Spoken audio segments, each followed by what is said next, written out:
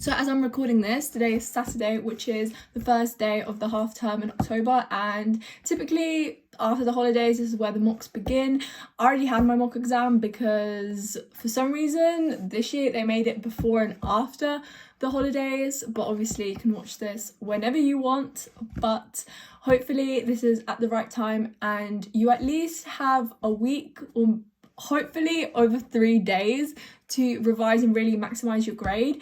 And now when I mean slay these exams, I mean like A's and A stars, because during my original sixth form experience, so like year 12 and year 13, during all of my mocks I got A's and A stars apart from one, which I think was a chemistry mock where I got a B, but I studied chemistry, biology and maths, so this video will predominantly focus on STEM subject. At the end of year 12 I was predicted 3 A stars, and in the end I got 3 A's with 3 marks off an A star in biology, and I did get it remarked and it did not get changed, unfortunately. However, I am the least organized person ever. In class I would have one book where I would write all my notes for all of my subjects, and then I'd rip them out.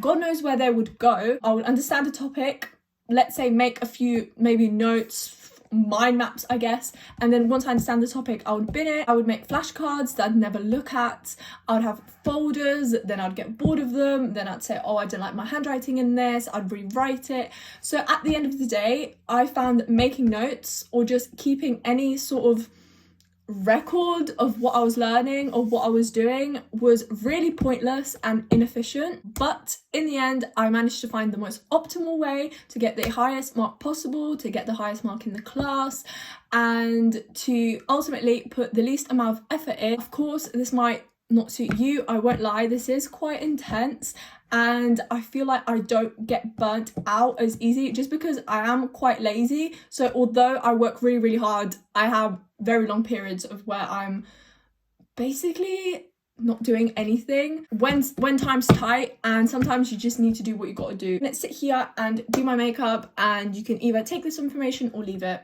you decide. This video is going to be split into preparation, exam and after exam as well. So the first step in your preparation is to, one, be absolutely honest with yourself. Get a piece of paper and write down everything that is currently stressing you. What is something that you would not want to appear in your exam? Something that you would sit and you'd be like, oh my lord, 1, I hate this. 2, I don't know this. I'm going to lose so many marks. What is something that like you wouldn't be able to explain to your friend, or if the teacher asked you a question about it, you'd have nothing to say? And you can totally mix up your subjects. It could be biology, chemistry, maths, but the absolute biggest focus is to put your worst things, and it doesn't have to be in order at the minute, because the next thing that you're going to do, you're going to look at that list and you're going to say, okay, what are the 5 worst things on that list?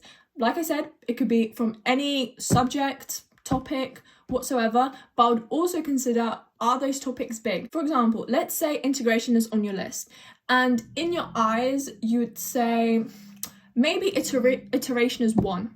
Like, you know nothing about iteration, but you can technically integrate. Integration is a much bigger topic that can be put into any question in maths. So in my eyes, instead of putting it at 3, I put it at 1, just because you learning iteration, even though it is part of the syllabus, it isn't like guaranteed to come up. It's not one of these like core topics in maths. Like another big topic could be like transition metals in chemistry, or like respiration, DNA replication in biology. Those are the things that your 3 papers will definitely include. Learn the broad topics first before you look at the niche. The next thing is ultimately optional, but technically you're listening to me, so this is not optional. But you're going to waste so much time, if you're like me, looking for your notes, so just forget about them. Honestly, bin the whole thing. Once you find it, bin it, because you trying to organize, like looking, okay, what bit is like the biology food tests on? No. You don't have the time to waste like that. So you're just going to forget about them, or you're not even going to look at them. I personally, another reason why I hated my notes is I always felt like I just had this sort of suspicion that my notes did not contain all the necessary information. I might have copied them wrong. Next thing is the most important thing in this whole way that I revise is to split your time into 30-minute blocks. Now, don't look at the time and be like, oh, I have to wait till 30 past, I have to wait till 00. No, not even an even number. Like, you can start at 37, you can start at 17, because yeah, get out of that mode, even though that's still totally me, but I know better than you, so take this advice, yeah? First example is going to be maths. So the first thing that you're going to do, if you absolutely don't know anything, you're going to open the textbook and you're going to read the first key points of it, because before you have your questions, you usually have a few points where they might give you like a formula.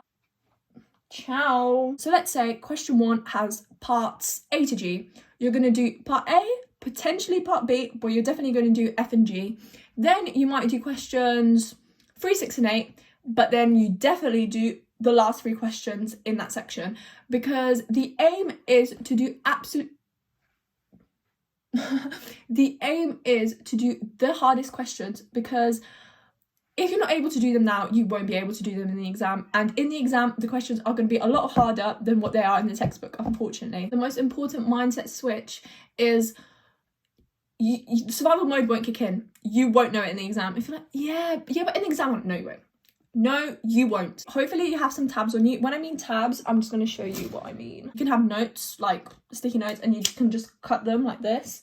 These type of tabs, I just happen to have pink ones at the minute. You're going to tab any single hard question that you do, because you're going to do them last when, like, a few days or a day before your actual exam. Ultimately, when you go over that topic next time during your next mock, you know which questions to basically target first. Once the 30 minutes are up, that's it. We park whatever we just did for 30 minutes. Even if you still don't understand the topic, you didn't go through all of the questions that you wanted to go through, you park it, because we are trying to learn absolutely everything. The aim is to also to keep your focus for as long as possible and to avoid boredom, even though you're 100% going to get bored really quickly. Now let's talk about the sciences. You're going to open your revision guide on a page that you absolutely don't know anything about, and you're going to read the first third of the page, and you might have a pencil. If you really want to write in your book, have a highlighter. Then you're going to grab a piece of paper or a whiteboard. Hopefully you have a whiteboard, just because I think you're going to waste a lot of paper that way, and I think it's just a lot easier and a lot quicker to write on a whiteboard. But you're going to blurt basically everything that you remember from the page, and then anything that you don't know, you'll look back at the revision guide and you'll add to it. And this is the way that you're basically going to learn all the information. Please don't learn it word for word. Hopefully, if you keep doing this, you're going to find out, okay, what is the actual key information? What is the actual plot of this topic? Another way that I sort of liked to revise in a way is, after I go through the topic, I would try and explain it as if I'm teaching it. So if you want to speak to yourself in your room, be my guest. Hopefully you're able to do 4 rotations. There is no point of learning one topic and it in and out when you're going to be assessed on like 9 others. The next thing, and very rightfully, is break time. Genuinely take 1 2-hour break, because the whole point is for you to go back into this revision mode and not do 15 or 30 minutes. Do another 2 hours. For this reason, I would also recommend for you to do the hardest topics first in the morning, just when you have the highest amount of focus, and to ultimately maximize your time for active recall.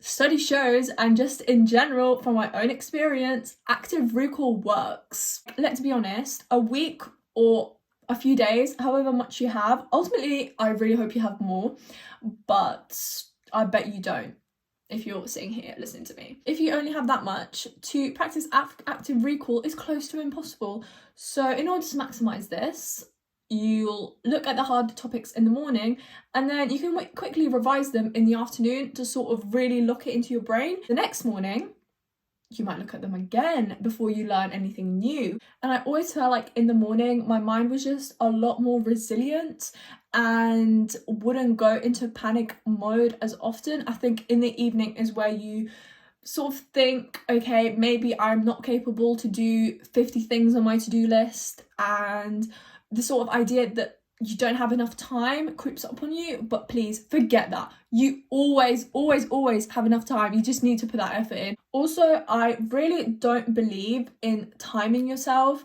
like, don't use Forest. Personally, I do like it sort of at the start to sort of see, okay, how far are we from being our optimal selves? How productive are we actually compared to how productive we think we are? However, I'm used to revising efficiently in a way, but if you say to someone, oh my god, I did so much revision, I did 8 hours of revision today, and all you did was copy from a textbook and you don't know anything about that topic, I don't think you can really flex about that. I would prefer for you to turn your phone off. I think it's a lot more rewarding if you do some good revision and then to look at it again, because I don't care that I'm going to kill a tree.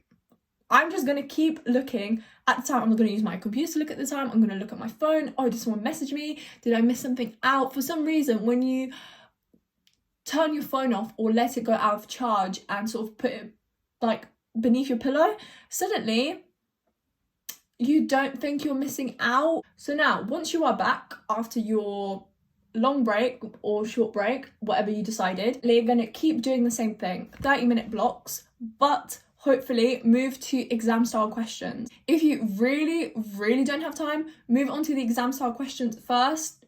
Forget the textbook. Forget it.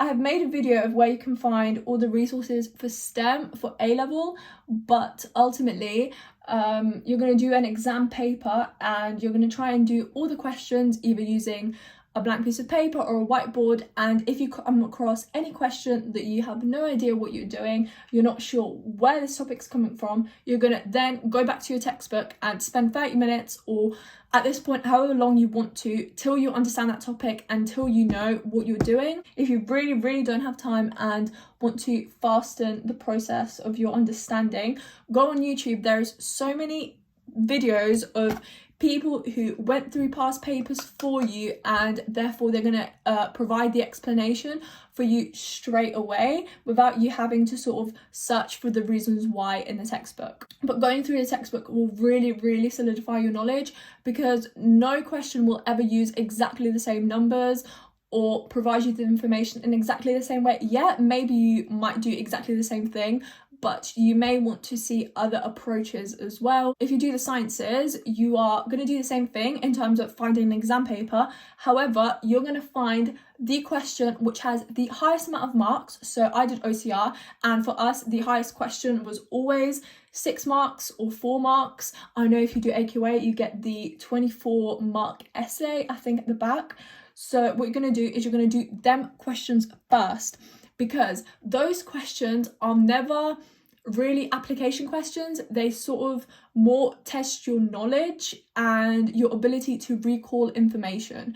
And a lot of the time, they can repeat. So I'm pretty sure in my biology paper, a 6-marker was repeated. And once you are done with all the 6 markers, you may either move on to 4 markers or any more sort of state or recall questions which are not application questions.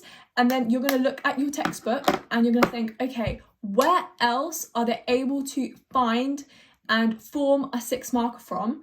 And if you go on Physics and Maths Tutor, especially for OCR, they have the sort of old spec questions there, and that has 6 markers and 9 markers on absolutely everything. A few days later, I expect you to basically do exactly the same thing for maths, just carry on doing exam style questions.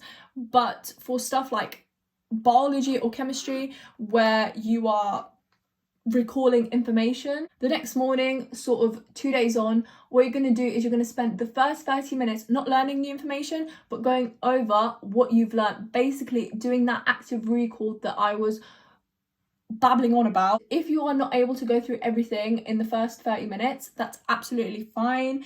And when I say going over it, I mean literally writing down quick keywords, looking at it, thinking, yeah, I remember this.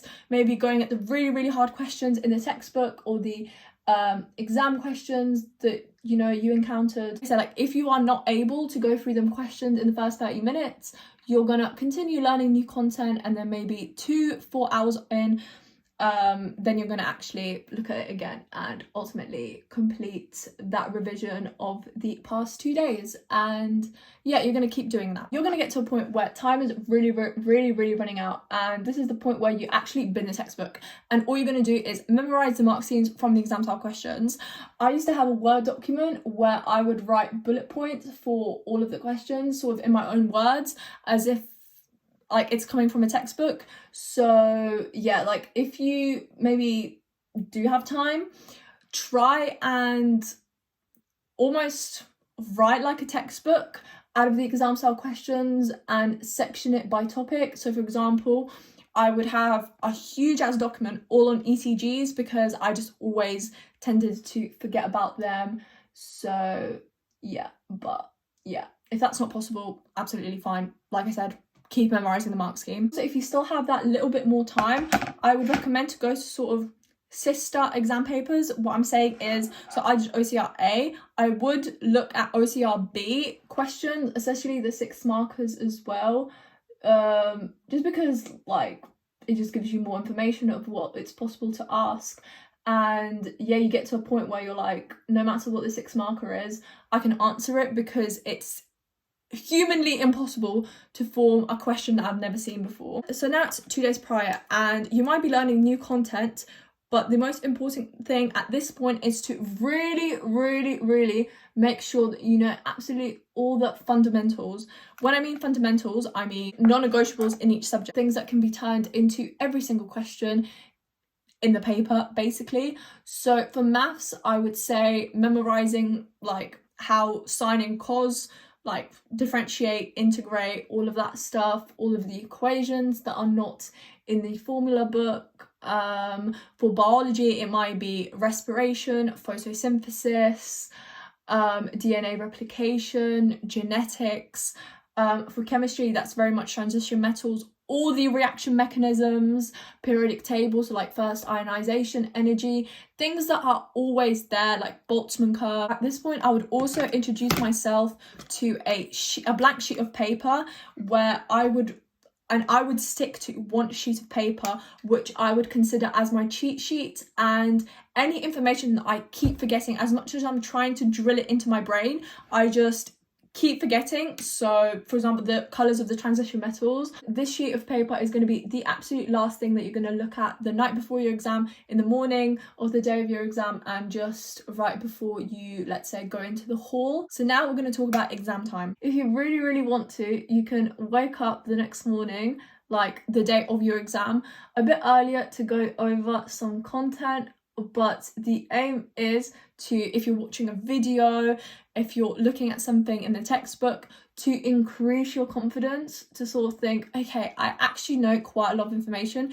I can actually do this paper, not to remind you, oh my god, I didn't go through this topic, oh my god, I don't know anything about this topic. You don't want to increase any panic, because a lot of the exam performance is your confidence. Another thing that I forgot to mention is, please don't ever lose sleep for revision. All these tips that I gave you, they are putting you on the edge of burnout, and I think you revising really deep into the night is really putting like a risk on that. Like, fine, stay up till 2 a.m. watching TikTok, that's absolutely fine, but if you're trying to teach yourself photosynthesis at 2 a.m, baby girl, no. So strongly stand by this, is to act exactly the same as you would any other day. If you wake up and you never have breakfast, don't just start and have breakfast. Do what you think is right. When I used to get dropped off before my A-level exams, I would not even tell my parents what exam I'm having. They probably would know, but I would not say anything. I would ask them not to wish me good luck. I just want them to say, yeah, have a nice day, like as if it's any other regular day. Don't have an outfit planned out. Don't have, okay, I'm definitely going to use this pen. In the actual exam, my order goes that I'm going to sit down, they're going to say, okay, exam starts, I'm going to take a pen, I'm going to write down exactly what time we started. I know they're going to write it on the board anyway, but I just do quick maths and I write down when it finishes as well. And then I'm going to flick through the entire paper and look what is to come. If I see this horrendous question, at least I am mentally prepared. It's better to know that it's there than just be doing questions and let's say you have 30 minutes left and I don't know how much questions you have, but you see that and you're like it's almost like a jump scare. You don't want that to happen. And then I'll go back, and unless there's a really question, like something that I really like, I'll do that first. Usually 99% of the time I'm going to do the first 2-3 questions because those tend to be the easiest. Then I'm going to do all the questions that I like on all the topics that I like, all the questions that I almost 100% know that I can answer. Then I'll do the 6 markers. I tend to, so in the biology papers, I'm pretty sure the chemistry, you tend to have around 2 6 markers. One, I always find that it's easier than the other, so I'll do that one fully, and then the next one I will start doing it but then park it, and then if I'm doing other questions and then I recall something, I'll add to it, and then I'll do probably all the sort of state recall questions, which probably are they go into the easy category, and then I'll do the really hard questions. If I come across like a 4 marker that I really don't know, the first thing that I'm going to do is think, okay, what topic is this from?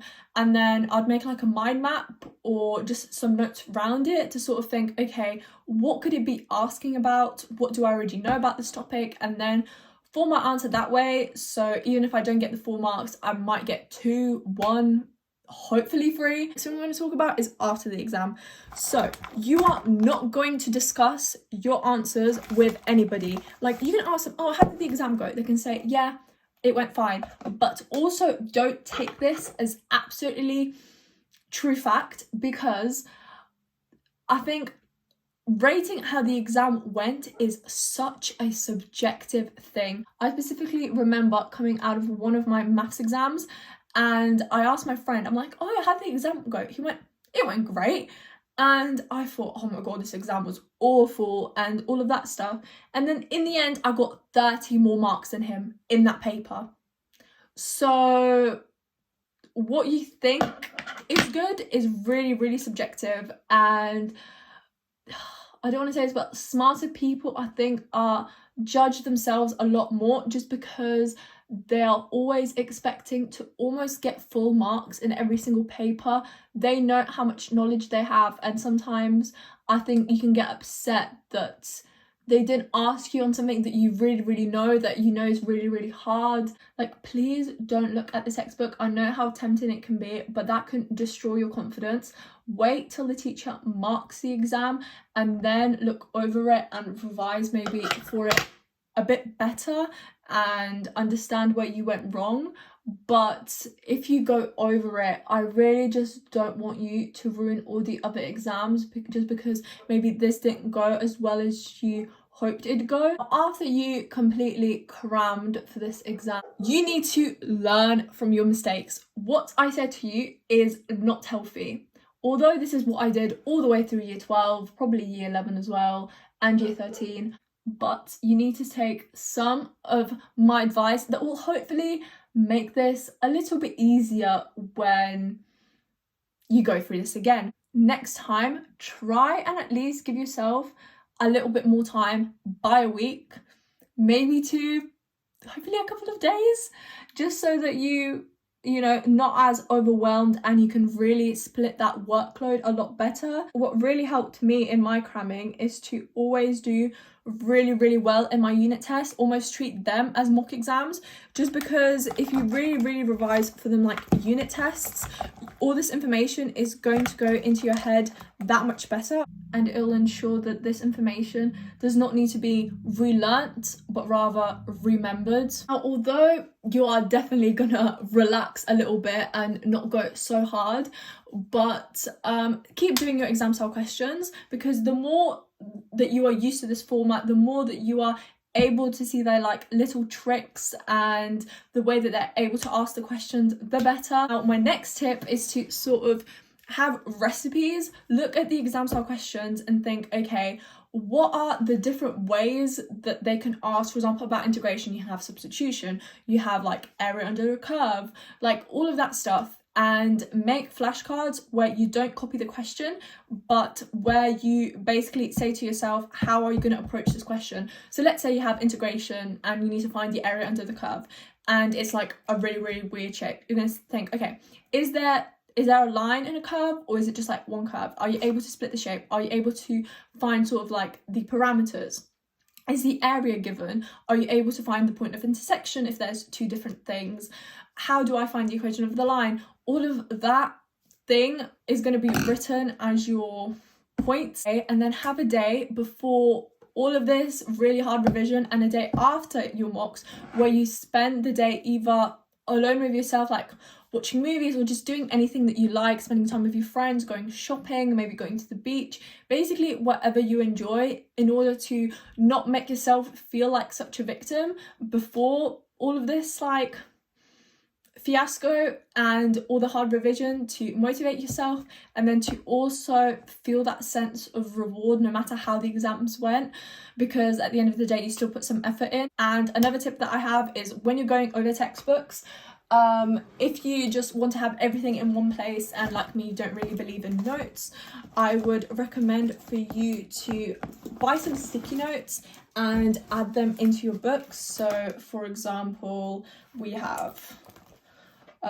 some of the questions done that are quite hard, and just so that I don't have to look online. And because sometimes it's quite disappointing when you look at a question, you're like, wait, I used to know how to do this, and I'm like, now I have no idea where to even start from. But then you look at this and you're like, oh, okay, and you just have that quicker recall. Hopefully these mocks go well for you, these exams, this unit test, whatever you are looking at this for. But yeah, thank you for watching this video. I hoped I helped at least somebody to learn how to cram their revision, but it's okay, we've all been there, and at the end of the day, whatever works for you works for you. If you really want to make them notes, keep doing them, but I'm just trying to help from my own experience. And yeah, thank you for watching.